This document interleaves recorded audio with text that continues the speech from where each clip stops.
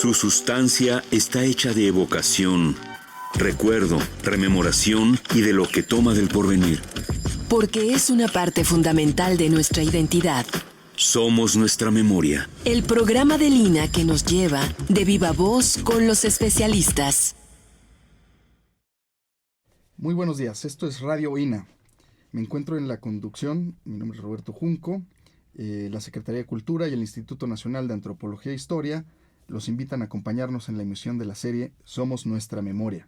Contamos con la presencia de la maestra Pilar Luna Reguerena y me es muy grato dirigirme a ustedes para hablar en esta ocasión del tema Proyecto Arqueológico Subacuático Hoyo Negro. Bienvenido a estos micrófonos. Bienvenida, Pilar. Muchas gracias, Roberto. Encantada de estar aquí. Pues podemos empezar con algunos temas, algunas cuestiones. Pilar, cuéntanos, ¿a qué nos referimos cuando hablamos de Hoyo Negro? ¿Dónde se encuentra? Yo creo que es importante señalar desde ahorita, Roberto, que vamos a hablar de arqueología subacuática, ¿sí? Y este es un proyecto, el Proyecto Arqueológico Subacuático Hoyo Negro, Tulum, Quintana Roo. El término Hoyo Negro lo estamos aplicando a una oquedad que existe en Quintana Roo, muy cerca de la entrada de varios cenotes, a unos 20 kilómetros al norte de Tulum. Quiero contar un poquito cómo empezó esta historia, y es gracias a espeleobuzos, que son los especialistas que se dedican a explorar cuevas y cavernas, que es una especialidad muy complicada, ya hablaremos más adelante, y que ellos tienen el gusto, el hobby de ir explorando estas oquedades, estas cuevas. Y en este caso, en el 2007, tres varones, Alberto Nava, Alejandro Álvarez y Franco Atolini, empezaron a explorar una entrada del cenote La Virgen, y poco a poco adentrándose en estos túneles. Cuando hablo de túneles, no nos imaginemos un túnel así limpio, derechito, sino es con una cantidad de vericuetos y espeleotemas, estalactitas, estalagmitas, que nos hacen, o que los hacen más bien, buscar su terreno, y ellos tienen entre sus técnicas de buceo llevar una línea de vida que van marcando, y son su línea para entrar y sobre todo para salir, ¿no? Entonces van marcando, y así lo fueron haciendo poco a poco. Llegaron a explorar más de 1000 metros, ¿sí? Wow. en este túnel. Es impresionante. Si tú piensas 1000 metros por debajo en la ciudad que sea, 1000 metros por debajo de las calles de las casas, es impresionante. Bueno, y finalmente se les acabó el piso, literalmente. O sea, mientras iban por el túnel podían con sus linternas señalar el techo, el piso, incluso a veces las paredes, pero aquí iban caminando, buceando, incluso se apoyaban a veces de lo que se llama scooters, que son aparatos que te ayudan a desplazarte con mayor velocidad, pero siempre marcando sus líneas. Y llegó un momento en que sus linternas se las tragó la luz, ¿no? O sea, no hubo nada. Y empezaron, cuando lo cuento, me pongo en su lugar y hasta me pongo chinita de pensar qué habrán sentido, ¿no? En ese momento, sí. Decir, ¿y ahora? ¿Y ahora? Entonces, bueno, finalmente sí, ya se vieron unos a los otros, eran 3, y bueno, yo creo que eso les dio tranquilidad y volvieron a regresar. Posteriormente, cabe señalar que no se dedican todo el tiempo a hacer esto. Estos son en sus viajes a Quintana Roo, que está en la península de Yucatán, es el estado más al este de la península de Yucatán. Y bueno, pues cuando podían juntar sus agendas, sus tiempos, sus recursos, pues venían y exploraban, ¿no? Solo uno de ellos vive en Tulum.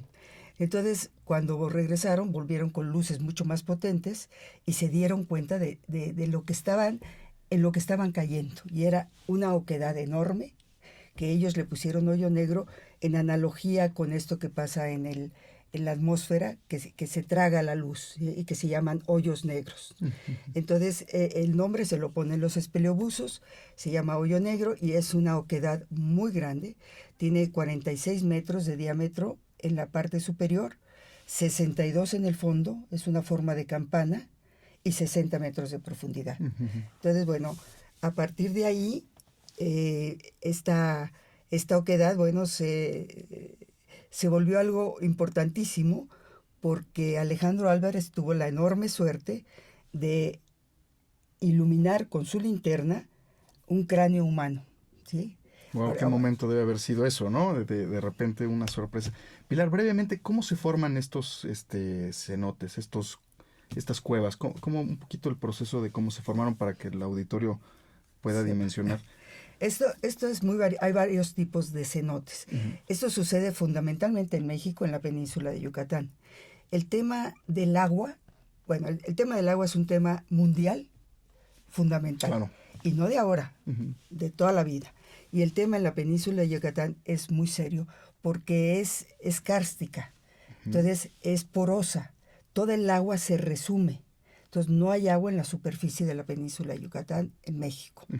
Entonces se forman estos receptáculos de agua y algunos de ellos, el techo, ¿sí?, que es la superficie de la tierra, por la humedad se va erosionando y eventualmente cae.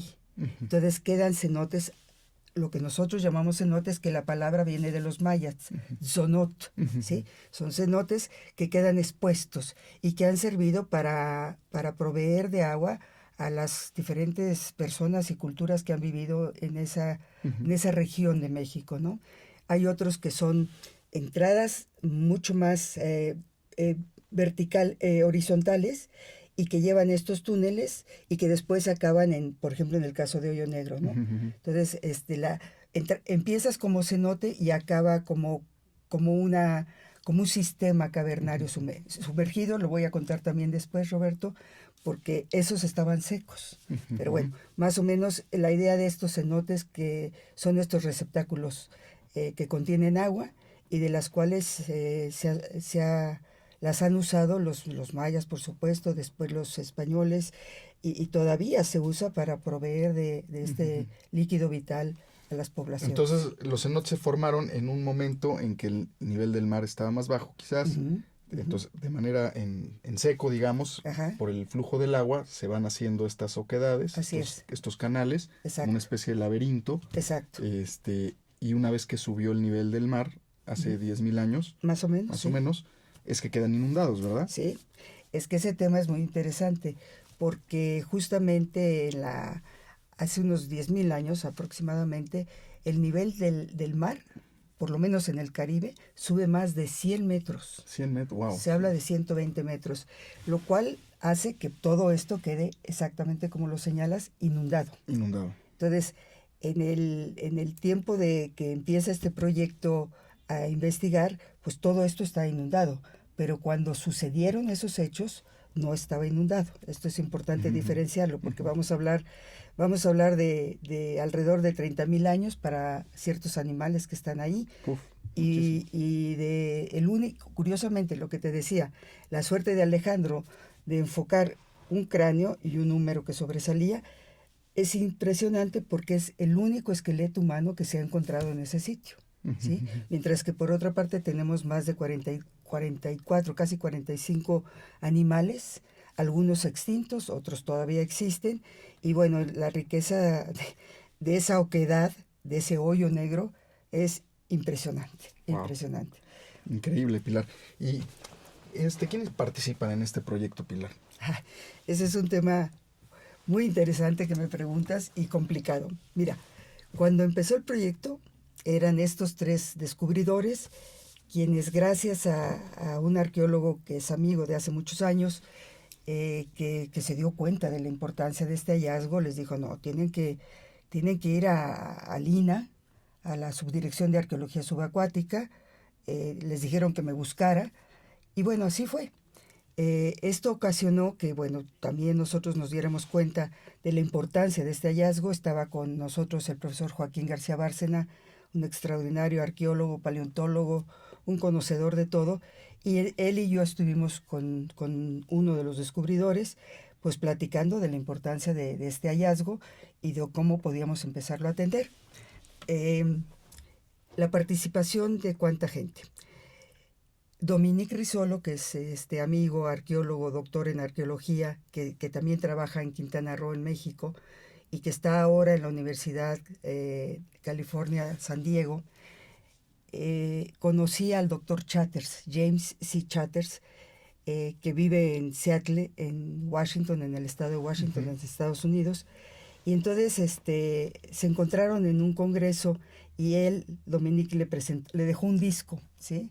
Porque estaban en estas, donde están los libros y las promociones de lo que se vende relativo al tema del congreso. Y entonces se lo dejó y le dijo, échale un ojito, ¿no?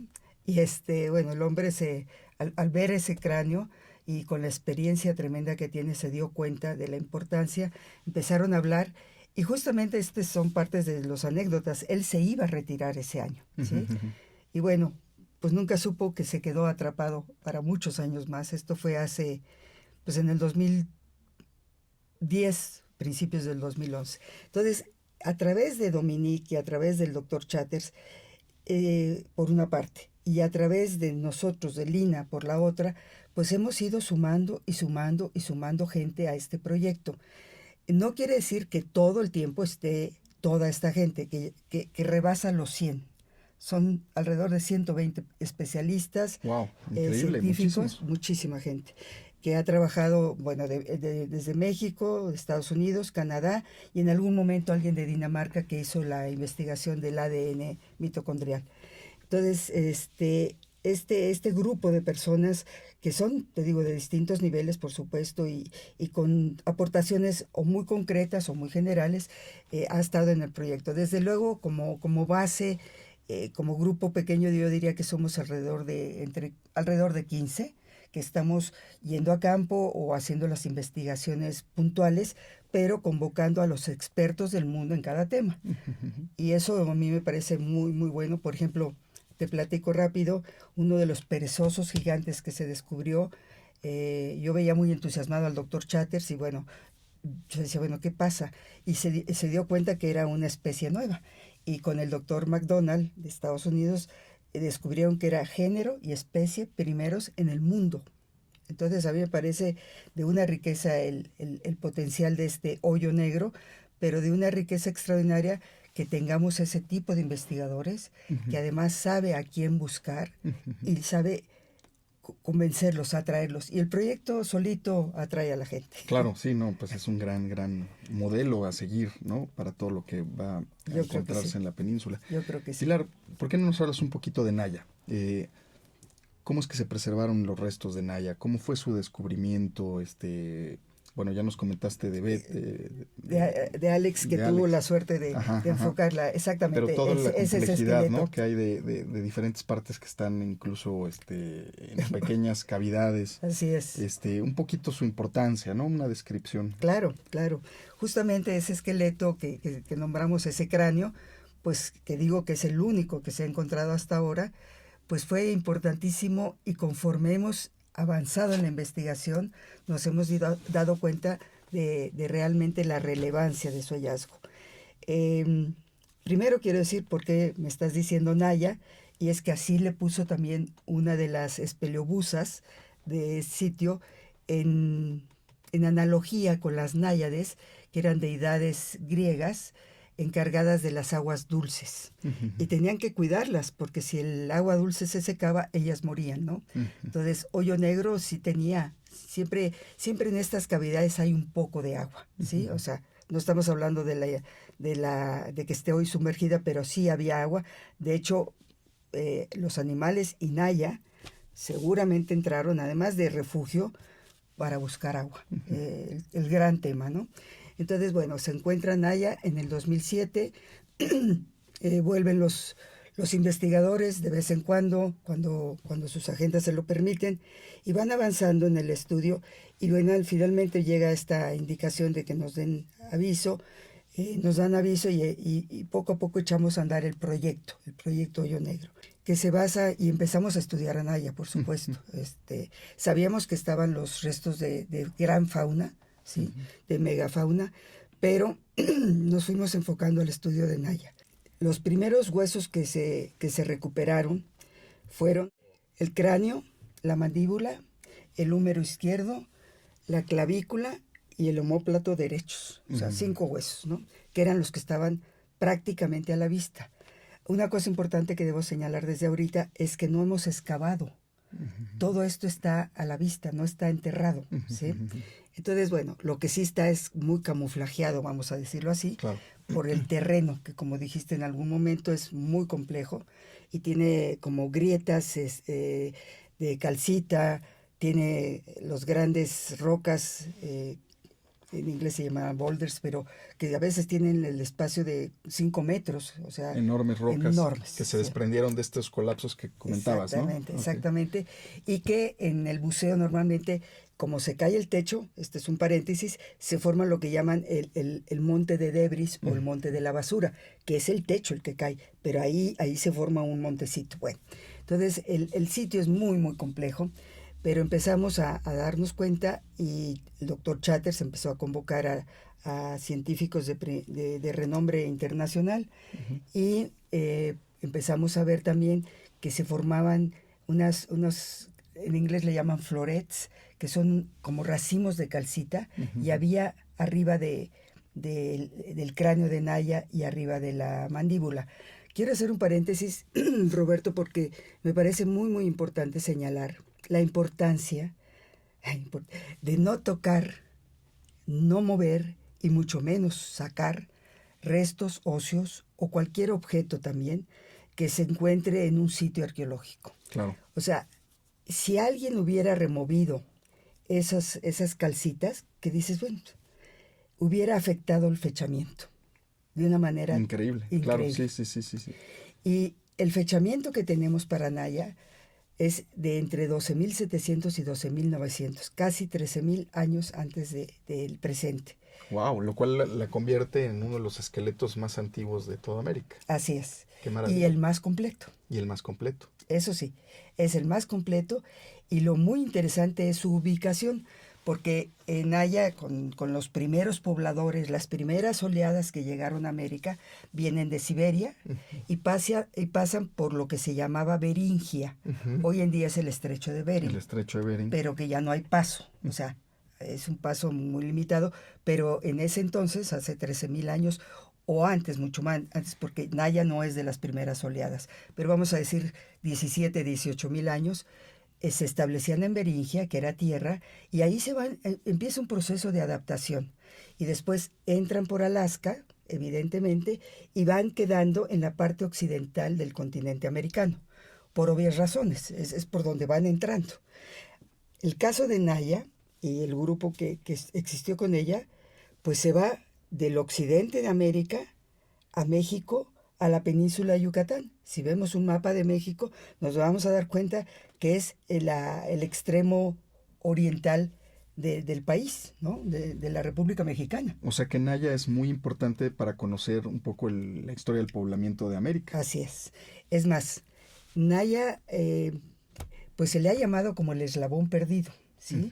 Es quien, en los análisis que se le han hecho a Naya y los análisis de ADN mitocondrial y que hablan de los haplogrupos, y dentro de los haplogrupos, estoy hablando de cosas muy técnicas que ni yo a veces entiendo mucho, pero eso nos hace saber que Naya es la antecesora de los primeros, de los nativos americanos. Claro, o sea, sí. Es realmente un vínculo, es es el eslabón. Sí, el antecedente, digamos, ¿no? Por Así es, decirlo. así es. De esas migraciones, bueno, ¿qué más sabemos de Naya?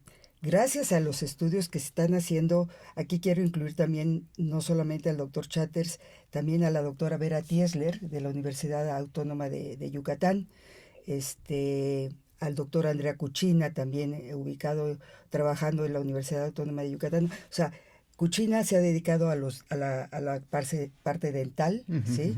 Vera a la parte también de toda la información que dan los huesos, a la tafonomía y a la taxonomía. Y el doctor Chatters, bueno, fíjate, te voy a contar en 5 minutos investigaciones que han llevado 8 años. ¡Wow! ¿sí? Increíble. Sí, pero cuéntanos. Bueno, Naya era una mujer entre 15 y 17 años, que murió cuando tenía esos años, que cayó en hoyo negro, en lo que llamamos hoyo negro, que entró por uno de los túneles, que ya estamos pudiendo decir cuál. Estamos haciendo una reconstrucción del modelo 3D para señalar exactamente de dónde entró y cómo cayó. Wow. ¿Sí? Naya tenía, en comparación de su esqueleto, una altura de 1.49, 1.50, pesaba más o menos igual, 49, 50 kilos. Tenía, en comparación, sus brazos y sus piernas un desarrollo diferencial muy interesante. Sus piernas son, los fémures y el resto de sus piernas, nos están hablando de una mujer que caminaba mucho. Acordémonos que son nómadas, ¿sí? Claro. Y que viven de la caza y de la recolección. Entonces caminaba mucho, pero cargaba poco. Sus huesos de los brazos son mucho más delgados que los de las piernas, lo cual lo hace muy notable. Notable gracias a los expertos que lo están viendo. Pues si yo lo veo a la primera, no soy capaz de decir nada. Su dentadura nos habla de que comía carne de la caza, pero no cuando estaba dura, sino yo creo que recién casados, porque no tiene un desgaste dentario notable. Fuerte. Ajá, Sí. ajá. Entonces comía carne fresca, vamos a llamarle, carne suave. Comía mucha fruta. Entonces tiene caries derivadas de la fructosa. ¿Sí? De lo que iba recolectando por la selva. Así es. Sí, raíces, pero la fructosa le provoca estas caries, que inclusive rescatamos lo que hoy llamaríamos sarro. Es increíble, ¿no? Que visto en microscopio da información también. Sabemos que Naya, bueno, el doctor Chatters, basado en el cráneo, en las medidas del cráneo y todo eso, y con las técnicas de reconstrucción de las caras, ha podido hacer una reconstrucción de la cara, que lo veremos en una fotografía, ¿sí? Entonces, para ver exactamente cómo eran sus pómulos, su frente, su nariz, la nariz un poco ancha, un poco como los animales que olfatean el agua, ¿sí? Y fue una sorpresa, ¿no? Una vez esa reconstrucción hecha, el rostro de Naya, Así pues, es, fue una así gran es. sorpresa para todos, ¿verdad? Así es. Y bueno, es que el doctor Chatters, bueno, es una persona que yo admiro mucho, y además de todo, es escultor. Entonces él pudo hacer una reconstrucción científica, pero muy, muy bonita.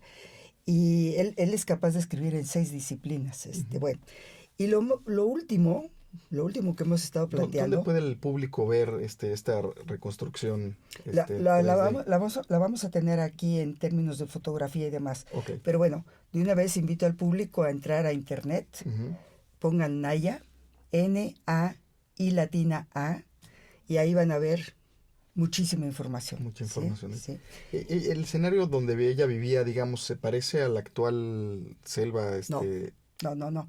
Era más bien sabanas, tundras. Okay. O sea, hoy en día es bosque, es selva. Sí. Pero también estamos estudiando el medio ambiente, porque es Naya y su contexto, ¿sí? Naya es su grupo de nómadas. Naya no es la única que está ahí. Evidentemente, se han encontrado otros esqueletos en cuevas y cavernas cercanas en el área también de Quintana Roo, en la península de Yucatán. Entonces, bueno, pues nos está hablando de que ahí fueron quedando estos grupos y otros se fueron desplazando. O sea, Se fueron moviendo. Así es, y adaptando. Y adaptando. Yo creo que el proceso de adaptación no debemos olvidarlos porque es muy importante, ¿no? Pero déjame contarte algo fascinante que es lo último que hemos descubierto en términos de Naya y que es sorprendente. O sea, podemos afirmar que Naya fue madre. Wow. Que Naya tuvo por lo menos un hijo. ¿Y cómo podemos saber Hijo o eso? hija, ¿eh? Sí. Porque luego me dicen el niño o la niña. No. Eso sí no se puede saber, pero un hijo. Por los huesos de la pelvis Ok. y el hueso púbico. Dejan huella, digamos, Y el los sacro. procesos. Así es. Cuando hay un embrión, un bebé, claro que hacen cambios en la estructura ósea de la madre, ¿no? Increíble A saber. mí eso se me hace Sí. fascinante, ¿no? Entonces, bueno, eso a grandes rasgos te puedo decir de Naya, pero evidentemente hemos rescatado casi el 90% de su esqueleto, lo cual es sorprendente. El resto está ahí, o sea, no tengo la menor duda. Lo que pasa es que está muy complicado. Por ejemplo, en la temporada de noviembre del 2019, ya entre una de estas, ¿cómo le llamaste tú, grietas o cómo le llamaste? Pues sí, una especie de grieta, ¿no? De grieta. Pues estamos viendo ya huesos de la pierna y del pie, pero no lo podemos alcanzar. O sea, las manos no entran, evidentemente, y hasta ahora lo que hemos implementado tampoco ha funcionado. Entonces tenemos que implementar algo que logre entrar, recoger, pero con mucha suavidad en un espacio muy, muy reducido y lograr sacar el hueso sin que se dañe. Entonces estamos en eso. Esto también tiene retos de creatividad, de ingenio, de ver cómo resuelves estas cosas, ¿no? Entonces ahora en 2018 que intentaron hacer, estos son los huesos de las manos, por ejemplo, No, estos huesos pequeños. Sí, de las manos todavía nos faltan algunos, pero ya tenemos en algunas de las manos casi completos. Acuérdate, tenemos la falange, falangina y falangeta, o sea, los 3 huesitos que son chiquititos, tienes toda la razón, y se confunden con piedritas, y eso está lleno de piedritas y piedrotas, ¿no? Pero ya en alguna de las manos tenemos dedos completos. Pero sí, deben de estar ahí, y sobre todo en esta parte los pies. Y sería muy importante encontrar los pies, porque seguiría contribuyendo al conocimiento de cómo eran estos seres que vivieron, estos primeros pobladores que llegaron a América, y que de ahí ya estamos nosotros, ¿no? O sea, en esa evolución. Claro. Entonces, para recapitular, Pilar, un poquito, Naya murió hace 13,000 años, caminó esta sabana de la península de Yucatán. Correcto. Muere en Hoyo Negro. Así es. Por alguna razón muere ahí. Pasan 2,000 años en una cueva seca, digamos. Ajá.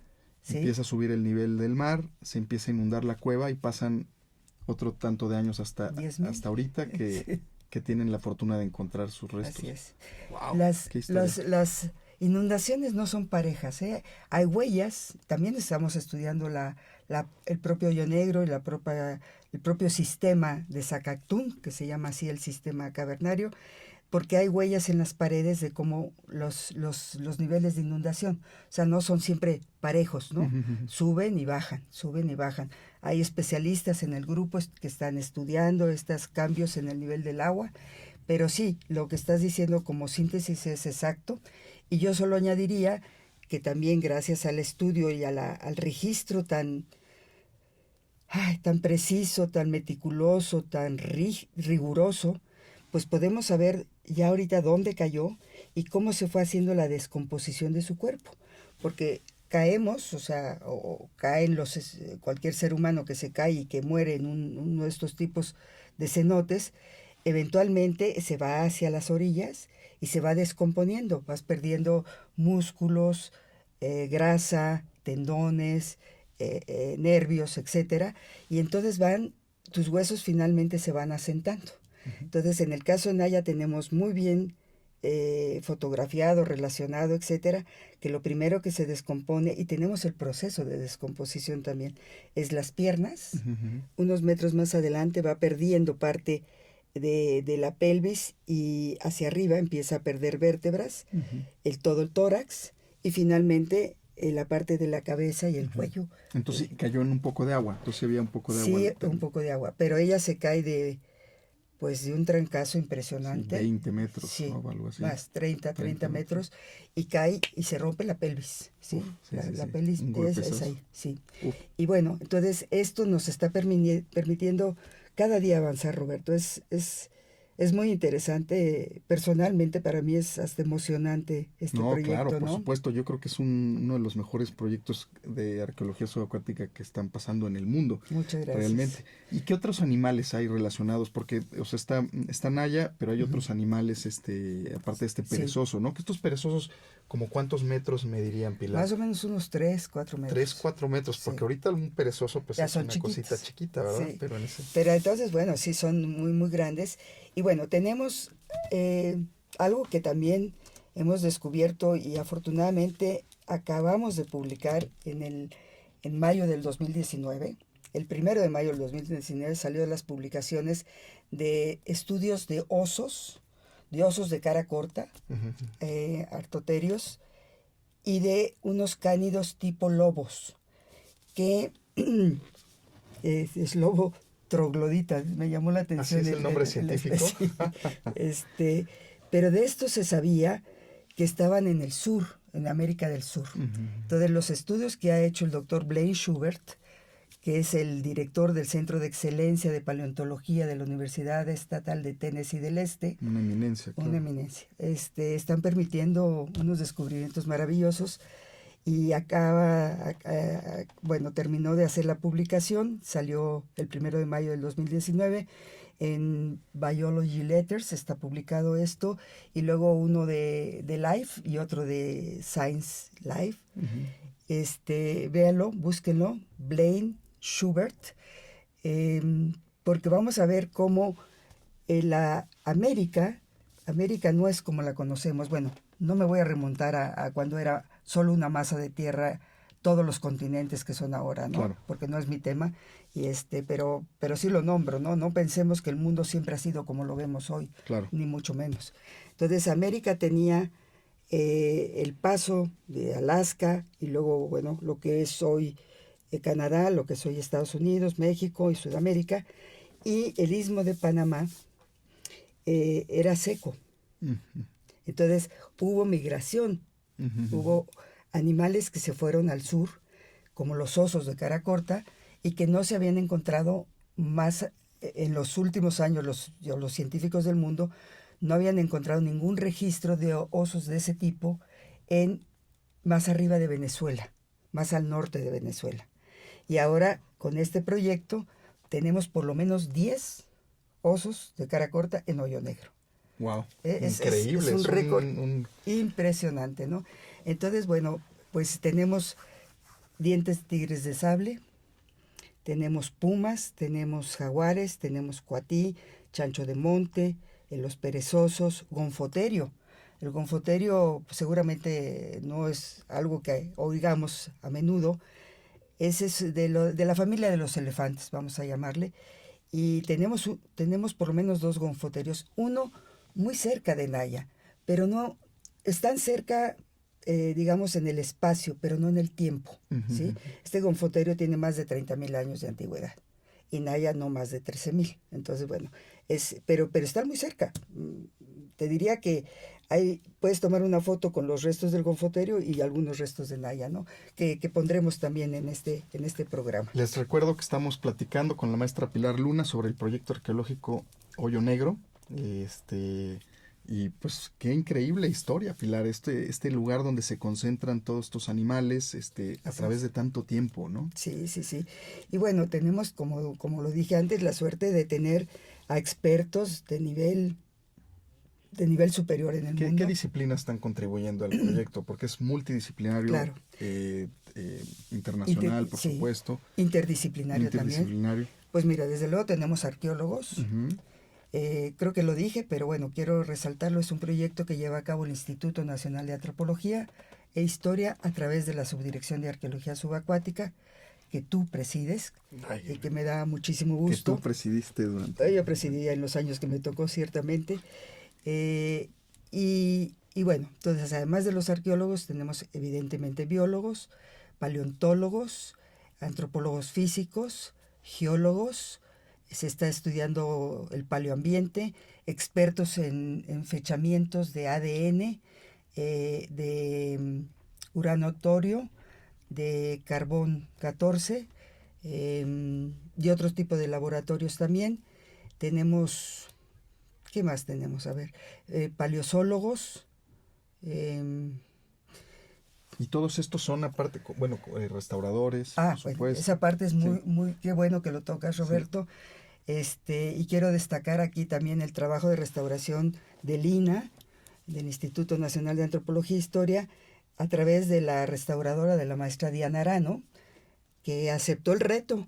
Yo le planteé el reto, le dije, mira, este es un esqueleto importantísimo para el mundo, ¿sí? Pero bueno, sabemos que cualquier objeto, sea del material que sea, en este caso huesos, pero cualquier objeto que se saca de un medio acuático requiere de una conservación muy especializada, ¿sí? Porque si no, a corto, mediano, largo plazo, se va a alterar, se va a destruir, se va a deformar irremediablemente. Claro, hay materiales que tienen mejor preservación per se y otros no, pero bueno, en este caso los huesos de Naya, muy interesante como los hemos recuperado, cuando se hacen contenedores con la forma del hueso. Una compañía que nos ayudó también, Bone Clones en Estados Unidos, nos hizo huesos de plástico muy semejantes a los de Naya. Y entonces se hicieron contenedores cortando el espacio donde iba a ir la vértebra 16. ¿Sí? Así, a todo eso se guarda bajo el agua, los espeleohusos, que ahorita quiero hablar de ellos también, y se cierra el contenedor y no se abre. Así se saca la superficie, de la superficie del agua a la superficie de la tierra, de ahí por una brecha abierta por nosotros en plena selva, ¿sí? Pues caminando hasta un camino secundario, donde ya se suben en estas camionetas, casi todo terreno, ¿no? Y pueden sacarlo ya a la carretera, y el campamento lo hacemos en Tulum, Quintana Roo. O sea que es un proceso súper delicado de hacer primero la documentación del resto arqueológico. Así es. Y luego construirle toda una caja protectora a la medida específica. Exacto. Para poder hacer la extracción una vez ya documentado. Exacto. Por supuesto, con estándares muy altos, ¿no? Porque han estado haciendo fotogrametrías. Exacto, Roberto. Que tienen prácticamente cero error, ¿no? Así es. No se saca nada, ni se toca nada, por supuesto, que no haya sido, así como lo dices, documentado y con modelos tridimensionales, ¿sí? Para poder reconstruir todo.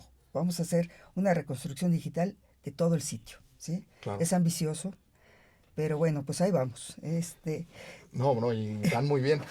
Y bueno, ese contenedor sale a Tulum. Ahí está en refrigeración hasta que lo podemos llevar al término de la temporada a Campeche, otro estado de la península de Yucatán, donde está una sección de restauración del Centro INA Campeche, y ahí está la restauradora Diana Arano y su equipo, y quiero hacer un reconocimiento al trabajo que han hecho porque les llevó mucho tiempo tenerlos. Es que es tan importante señalarlo que no lo quiero dejar de decir.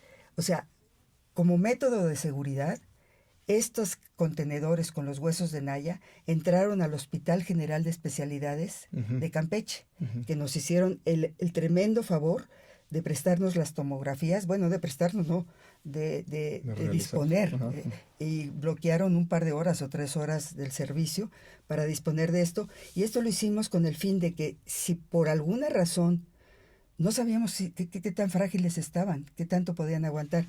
Y si por eso se podían destruir al momento de abrir, que venían con el agua del cenote, nosotros teníamos todo el respaldo, por lo menos con la tomografía. En resonancias. ¡Wow! Sí. Increíble. O sea, sí, tomografía y rayos X. Unos cuidados extremos.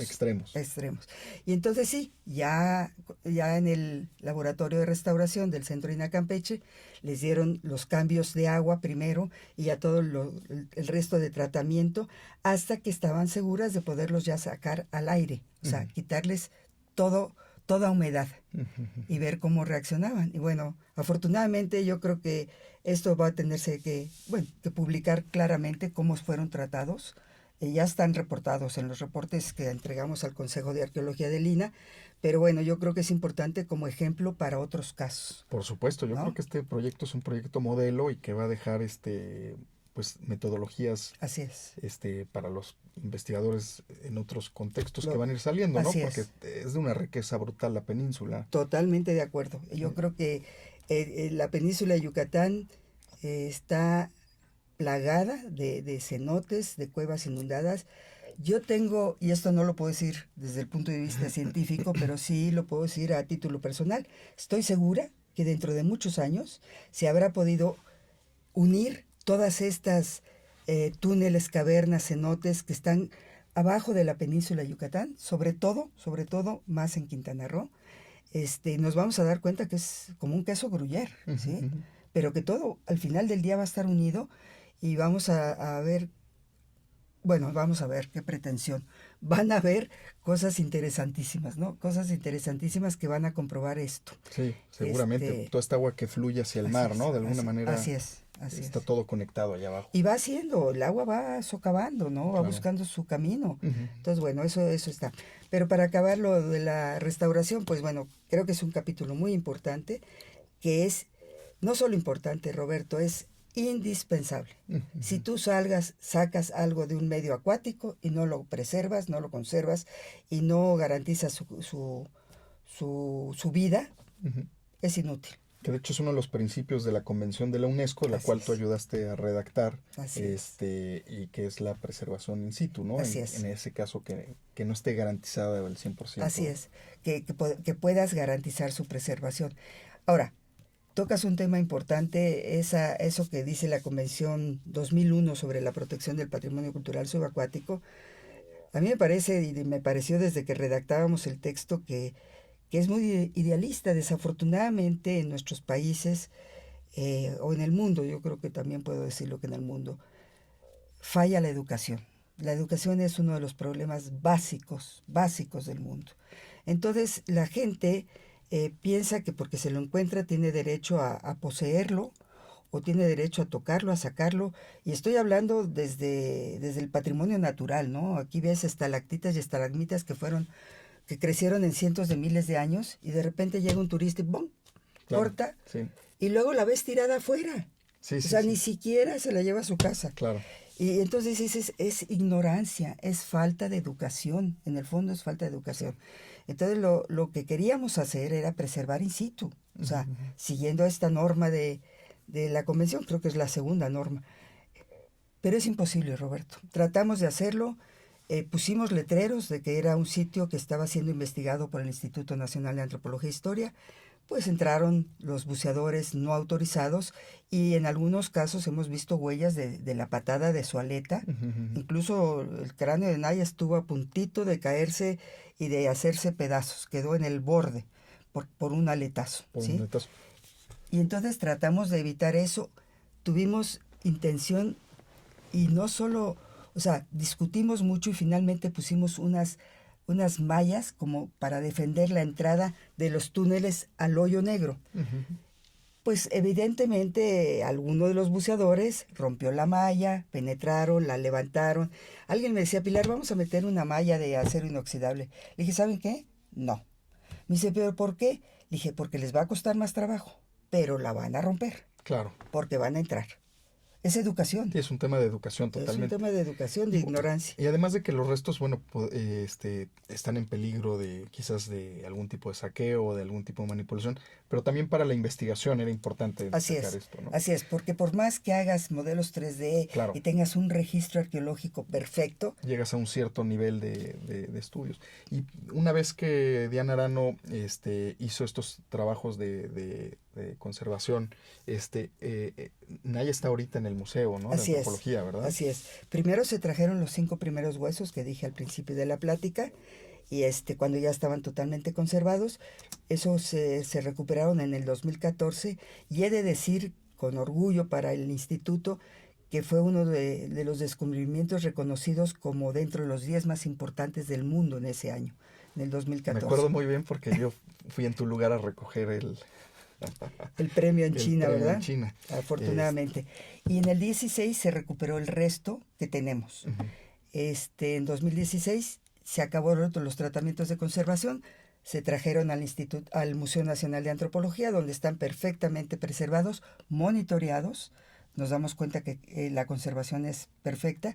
Y los que se sacaron en noviembre del 18, que son 3 vértebras más, no, 3 costillas más, una vértebra y un fragmento de clavícula, están ahorita en proceso de conservación, y cuando estén listos en este mismo año, o en el 2019 o en el 2020, ya estarán sumándose al resto del esqueleto de Naya para tenerlo. Y estamos en un convenio muy interesante, ojalá lo logremos, para hacer réplicas del esqueleto completo. Réplicas que se puedan poner, o sea, réplicas exactas, Ujú. que se puedan poner en los museos y preservar el esqueleto de Naya. Por lo pronto, porque necesitamos continuar investigaciones. Ya de luego se verá.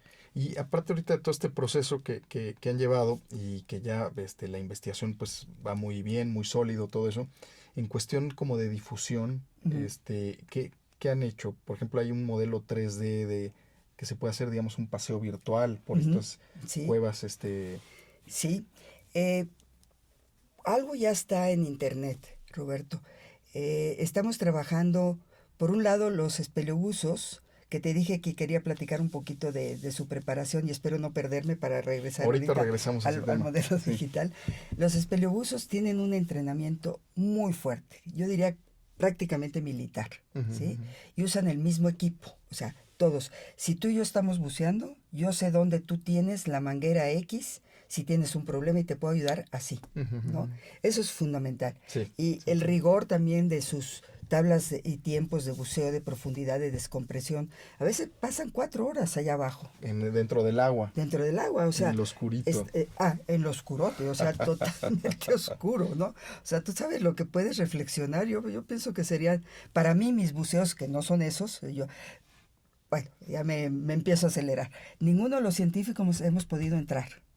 Ojo, ¿eh? Sí, porque es larguísimo el Es túnel. no, ya estamos entrando por por un cenote más cercano que ellos mismos habían detectado y que es muy chiquito. La entrada es como irregular, pero máximo 3 metros. Entonces ahí se construyó una escalera y construimos una plataforma, entonces sí podemos estar al ras del agua, dentro del cenote. Ujú, ujú. Ichbalam se llama. Pero de ahí a donde están los buzos no podemos ir. Requieres un entrenamiento que es de por vida, ¿no? Ujú. Así como los científicos están estudiando de por vida otras cosas, pues esto es así. Entonces, el vínculo que tiene que haber entre los espeleobuzos y los científicos es indispensable, porque estos son los que saben qué hueso hay que sacar y por qué. Y aquí vuelvo a otro señalamiento. No sacamos nada que no vaya a aportar una información que desconocemos. Y por supuesto que podamos garantizar su conservación. Entonces, a través de las fotografías de estos espeleobusos, que son excelentes, excelentes, a través de los modelos 3D, se están eligiendo literalmente qué hueso sacar de qué animal. No estamos sacando todos los huesos de todo el animal, no lo necesitamos. Sí, Para necesitan saber, cosas muy puntuales. exacto, para saber fechamientos, qué tipo de animal era, etcétera, los rasgos. El cráneo es muy importante, las mandíbulas son muy importantes. Entonces, bueno, todo es vinculado y el espeleobuso son los ojos, las manos y hasta el criterio también que le transmite el científico para saber cómo recuperarlo, Ujú. qué recuperar, cómo colocarlo y cómo extraerlo. Claro. Entonces, es un trabajo de estos dos grupos que al principio no era fácil. O sea, estás hablando de idiomas muy diferentes. Ujú. Si ya entre científicos con distintas disciplinas hablas idiomas diferentes y a Claro. veces no te entiendes, ahora, científicos de ese nivel y espeleobusos de ese nivel, los pongo igual, pues que se comunicaran, había ahí. Entonces yo digo que yo soy el punching bag, ¿sí? Entonces yo soy ahí el elemento que puede estar vinculándolos y que además sea un proyecto en el que todos trabajamos de manera generosa. Esto es muy importante. Claro, los que trabajamos en el INA tenemos nuestro salario y los que trabajan en alguna institución que tienen su salario. Pero el proyecto, o sea, entregar el tiempo que han entregado a las investigaciones y venir a Quintana Roo, México, a trabajar en el sitio, es generoso. O sea, Por supuesto. además se sienten privilegiados de estar Claro. haciendo esto. No, y lo son. Y lo son, yo también creo que lo son. Entonces, bueno, ahora regrésame porque estamos en lo digital, ¿verdad? Estábamos en lo digital, estábamos también en el tema de estos buzos, por supuesto que no tienen comunicación con los especialistas mientras están en el buceo. por eso Entonces, todo- es como un trabajo previo Exacto.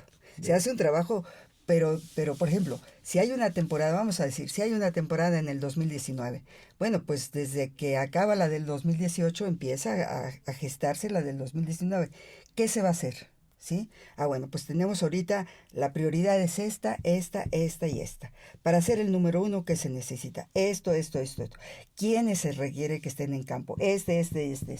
O sea, todo está así planeado, ¿sí? Entonces, y por día, ¿sí? En tal día se va a hacer tal, y de tal hora a tal hora. O sea, es un registro. Sí, son muchísimas cosas ahí que hay que tomar en cuenta, ¿no? Una rigurosidad desde científica. los buceos, Sí. planear el tiempo que van a estar ahí, Así porque es. pues claro, ahí Además, son la cuevas seguridad. inundadas, no hay a dónde salir a Salir. por un traguito de aire, ¿no? O sea, Ese es un punto importante, por eso es tan distinto el buceo en aguas abiertas que el Claro. buceo en cuevas y cavernas, ¿no? Por Eso supuesto. lo hace totalmente distinto. Y luego el trabajo especializado de arqueología subacuática en un contexto tan complejo lo hace muy, muy difícil. Pero por eso es tan indispensable la buena comunicación, la claridad de la comunicación, el hacer acuerdos del trabajo para que todo salga. Y así vamos, saliendo. ¿Y cómo hacen lo de la línea de vida, Pilar? Normalmente llevan unos rollos, Ujú. a veces son 100 metros, 200 metros, y los llevan ellos y van amarrando. Desde donde entran, empiezan a amarrar. Es un poquito como Hansel y Gretel, era el Ok, cuento sí, claro, de las galletitas que van dejando.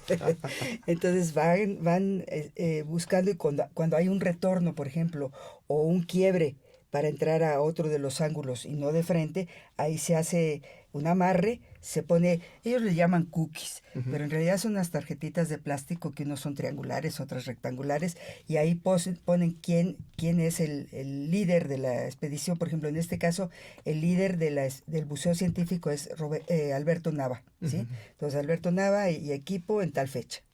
Luego dan otra y así van marcando todo. Es su línea de vida, pero también es su ruta y su huella. O sea, eso, si viene un buzo nuevo, sabe que ahí está, eso está explorado por fulano Por de tal tal. persona, el Así hilo es. de Ariadna, ¿no? Ahí van, con eso pueden salir Así es.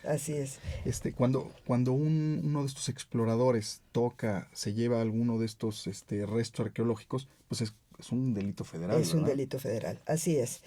Es un delito federal que está planteado en la Ley Federal sobre Monumentos y Zonas Arqueológicas, Artísticos, Históricos. En otras legislaciones, la Convención sobre la protección del patrimonio cultural subacuático, que en 3 ocasiones, o sea, el propósito, la fuerza de esa convención es la no explotación comercial, el no alterar los contextos arqueológicos y la colaboración internacional. Yo diría que esas son sus 3 aristas más importantes. Ahora, yo voy más allá que eso, Roberto. O sea, sí, esto es en términos de la ley, pero tenemos que invitar al público, a toda la gente, hasta los que no bucean, hasta los que no tienen nada que ver con esto, en el momento que todos vayamos entendiendo que en lo que nosotros llamamos los restos arqueológicos, o sea, restos antiguos, ¿sí? Son los que permiten a los arqueólogos estudiar a esas culturas, a esos seres humanos que vivieron en tiempos remotos y que son a través de sus artefactos que la arqueología puede acercarse e interpretarlos, contar sus historias, contar sus eventos, contar sus esqueletos. A mí me impresiona que podamos contar tanto de un esqueleto como el de Naya, que no te dije que tiene las marcas que se llaman líneas de Harris, que prueban que tuvo verdadera hambre. Pasó hambruna esta criatura. O sea, fueron ¿sí? épocas súper difíciles. Muy seguramente. difíciles porque están en un ambiente totalmente pues ajeno a ellos, donde tienen que sobrevivir. Igualmente la muerte, yo creo que se van muriendo y los entierran donde cae, güey. Y hay más o menos, si es que los entierran, no los dejan que se descompongan y luego Pues los son como cuerpos se los muchas sacan. incógnitas que Así todo es. esto precisamente nos va a permitir. Así O es. sea, ¿qué sigue en este proyecto, Pilar? Siguen retos. Ajá. Siguen retos a todos niveles. Si te lo tengo que decir en una palabra, sigue la investigación. O sea, tenemos que seguir investigando. A veces pienso que ya estamos teniendo una claridad del universo que se encuentra en Hoyo Negro y de repente nos llevamos unas sorpresas extraordinarias y digo, no, esto solito va a marcar el proyecto, hasta dónde debemos seguir en términos de recuperación de esos huesos que sabemos que nos van a dar información. Pero la investigación seguirá y hay muchas cosas que hay que ratificar y hay que rectificar a lo largo del tiempo, ¿no? Que esa es parte de las investigaciones. A veces ratificas y a veces rectificas. Yo creo que el proyecto tiene todavía vida para varios años porque Hoyo Negro es un sitio prístino, es un sitio único en ese sentido por la riqueza. Ahorita solamente entre un humano, Naya, y muchos animales. Tiene mucho que contar yo creo que todavía tenemos que investigar mucho y seguir sumando gente y seguir pidiendo recursos y ayuda. Muchas instituciones nos han ayudado. Debo reconocer y agradecer, bueno, por supuesto el INA, pero después National Geographic al principio ayudó mucho. El Waitt Institute también al principio ayudó mucho. Hay una familia, Strauss Family, que son filántropos y están ayudando, ¿no?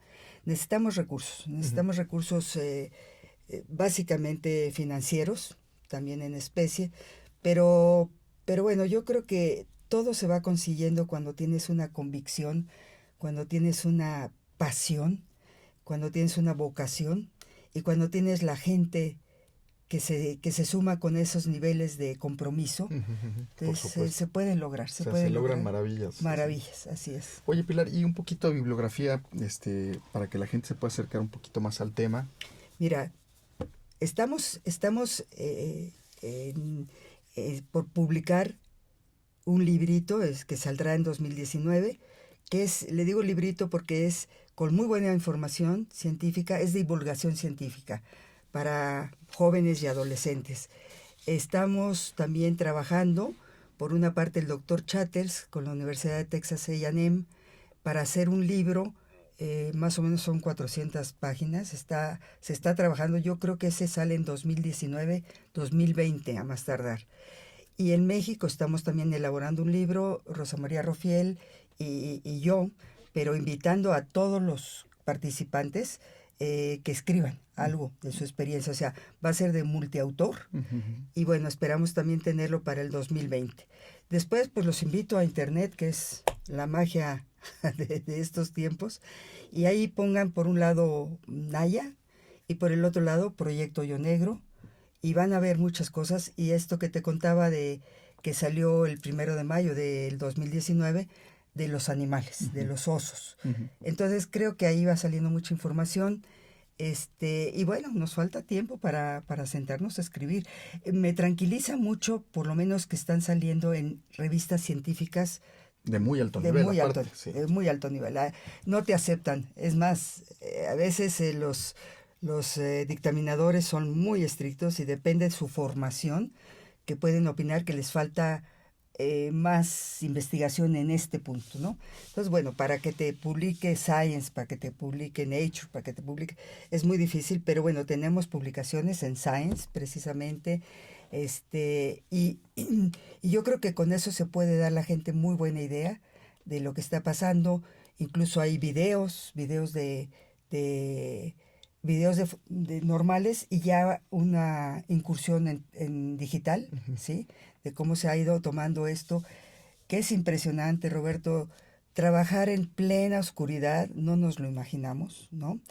Y para hacer un modelo, el modelo del piso de Hoyo Negro, se tomaron fotos a cada 2,5 metros de distancia, en líneas paralelas, cada 3 metros de distancia, en plena oscuridad, para poder montar estas fotos y hacer estos modelos 3D. Y era lo que me preguntabas antes. Y bueno, en San Diego, en la Universidad de California, San Diego, sí tienen ya reconstruido, no reconstruido, hecho en 3D el Hoyo Negro. Wow. Entonces, yo no he podido ir, pero... Un tour virtual, ¿no? Porque ellos nos están apoyando muchísimo. Ahí hay unos genios. Sí. Vid Petrovic, que es un genio verdaderamente de hacer programas de software con billones de puntos en la nube. Entonces, bueno, esto es extraordinario y bueno, yo vivo muy agradecida de tener esta oportunidad. No, hombre, Pilar, qué gran trabajo. ¿Algo más que quisieras agregar?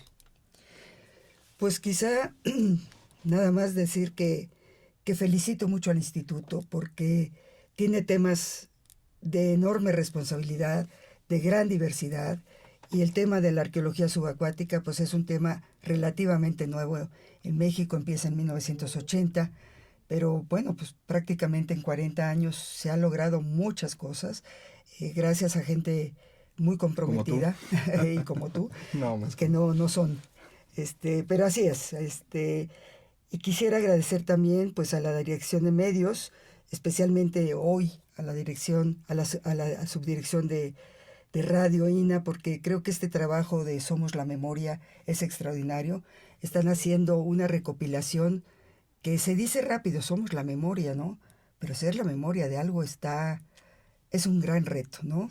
Y aquí hay un archivo maravilloso, creo que invitan a gente extraordinaria, y bueno, la mayoría o muchísima gente del propio INAH. En el instituto hay gente muy valiosa, por supuesto, investigadores de gran altura, y bueno, que estamos deseosos de compartir con la gente lo que hacemos, es nuestro trabajo cotidiano, que es un privilegio, porque no cualquiera tiene estos trabajos. No, bueno, por supuesto. Y si es tu pasión, si es tu vocación, bueno, pues el hecho de que te paguen, aunque poco, por hacerlo, es extraordinario, ¿no? Entonces, bueno, pues felicitarlos, creo que están haciendo un gran trabajo, y bueno, a todos los investigadores, colaboradores, técnicos en el instituto y en nuestra área de arqueología subacuática, Roberto, y bueno, en este proyecto que tengo el privilegio de llevar adelante en esta última etapa de mi vida. Es la cerecita de mi pastel. No, hombre, pues que cerezota, más bien. No, muchas gracias, Pilar. Gracias, al contrario. Bueno, así, Roberto Junco, a nombre de Radio INAH, doy por terminada esta emisión. Gracias a nuestros escuchas por su atención. Les sugerimos consultar más de nuestra producción a través de www.radio.ina.gov.mx. En la realización, la Dirección de Medios de Comunicación a través de la Subdirección de Radio INAH. Edición y controles, Rubén Martínez. Apoyo, Marta Hernández. Hasta la próxima. Gracias. Gracias, Roberto. Las opiniones y comentarios aquí expresados son de entera responsabilidad de quienes proporcionan la información y no representan necesariamente las opiniones de Radio INAH ni comprometen el pensamiento editorial del Instituto Nacional de Antropología e Historia.